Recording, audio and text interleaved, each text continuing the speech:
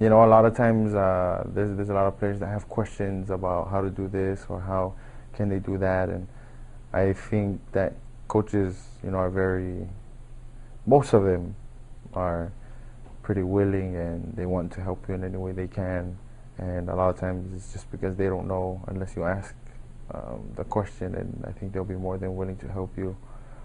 Um, Whether it's with school or with football or whatever sport, just working out or how you can better yourself in the sport that you're playing. I guess have the courage. I know for me, growing up even for myself, is difficult to really talk to the coaches. Not so much the coaches, I guess more so it was just myself and my personality. I just kind of didn't want to ask too many questions, I guess. But I think asking a lot of questions is better than asking no questions and trying to figure out everything, because it's a totally different world out there. And if you don't have other people, and not everyone has someone that's been through the experience before that can help coach them up. And so if you're one of those people, don't be afraid to ask questions, because it will really help you out. If you're Ask and you shall receive. ask and you shall receive. Exactly. Hi, my name is Joshua Rice, and I want to talk to you today about highlight videos. Coaches use highlight videos as one of their main tools for recognizing players and evaluating them. There's some misconceptions about highlight videos. A lot of people think you have to have like fancy music or cool effects.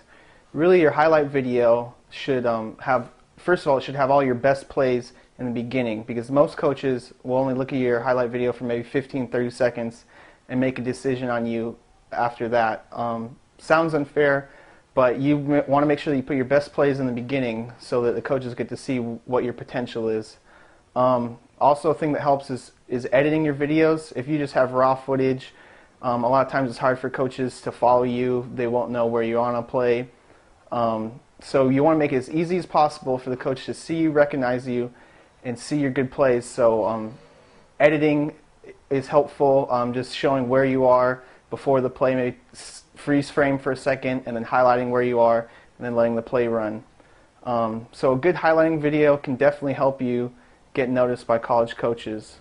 One thing that I noticed that was different for me from high school to college, the transition, was that, you know, the speed of the game is faster. Everyone's faster, even the big guys. You know, your O-line, your D-line, you know, your linebackers, tight end, everyone's bigger. Everyone's bigger and they're all faster. Wide receivers are a lot quicker. That's one thing that I noticed.